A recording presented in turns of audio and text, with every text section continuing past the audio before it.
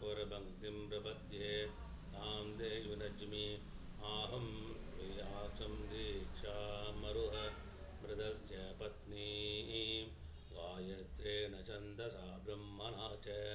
रजगुं सत्येदायि सत्यमृतेदायि हृदं च मे सत्यं सबूदां ज्योतिरभूवगं सुवर्गमं सुवर्गं लोकं नागश्च भृष्टं भृत्नश्च विष्टवमगमं पृथिवी दीक्षा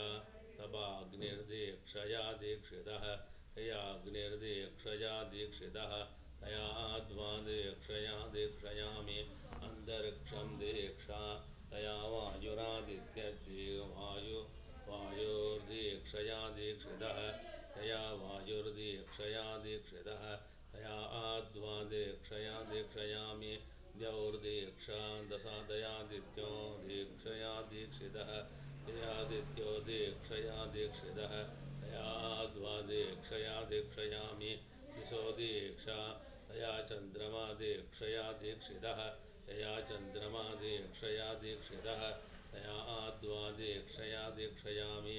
आपो दीक्षा तया वरुणो राजा दीक्षया दीक्षितः तया वरुणो राजा दीक्षया दीक्षितः तया आत्मा दीक्षया दीक्षयामि ओषधयो दीक्षा तया सोमो राजा दीक्षया दीक्षितः तया सोमो राजा दीक्षया दीक्षितः तया आत्मा दीक्षया दीक्षयामि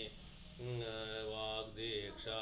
तया प्राणो दीक्षया दीक्षितः तया प्राणो दीक्षया दीक्षितः तया आत्मा दीक्षया दीक्षयामि पृथिवी त्वादीक्षमानमनुदीक्षताम् अन्तरिक्षं त्वादीक्षमानमनुदीक्षताम् द्यौस्त्वादीक्षमानमनुदीक्षताम् दिशस्त्वादीक्षमानमनुदीक्षन्ताम् आवस्त्वादीक्षमानमनुदीक्षन्ताम् ओषधयस्त्वादीक्षमानमनुदीक्षन्ताम् वाग्द्वादीक्षमानमनुदीक्षताम् रजस्त्वादीक्षमानमनुदीक्षन्ताम् सामानिद्वादीक्षमानमनुदीक्षन्ताम् यजोगुंसित्वादीक्षमानमनुदीक्षान्ताम् अगच्च रात्रिश्च गृहिश्च वृष्टिश्च द्विषिश्चाबदिश्चाबदिश्च अपासौषधयश्च ऊर्जसो मृदा च वादास्त्वादीक्षमानमनुदीक्षन्ताम् स्वेदक्षे दक्षपितेः सीत देवानागं सुम्नो मगतेरनाय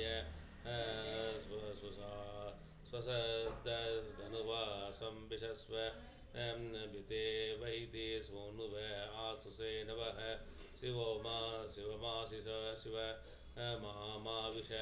सत्यं महात्मा श्रद्धामेक्षितिः तपो मे प्रतिष्ठा सुवेद्रो प्रसूदमा दिशो दीक्षन्तो सत्यमस्मि अहं त्वमस्मि मदसि त्वमेव दते ममासि योनस्तव योनिरस्मि ममैव सन्वहं हव्यं यज्ञे पुत्रपित्रे लोकगृजातवेदः आजुह्वाद सुप्रतीक पुरस्ताद् अग्ने स्वां योनिमासीद साध्या अस्मिन् सदस्ते अद्योतरस्मन् अस्मे देवा यजमानश्च सीदद एकमिष विष्णुस्त्वान् वेद द्वे ऊर्जे विष्णुस्त्वान् वेदो त्रीणि वृदाय विष्णुस्त्वान् वेदो चत्वारि वायोम्भवाय विष्णुस्त्वान् वेदो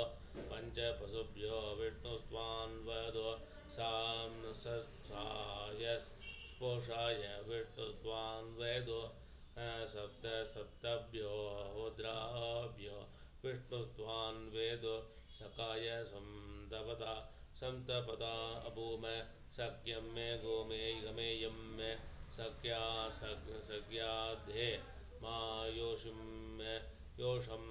सज्ञान मे मा योष्टिः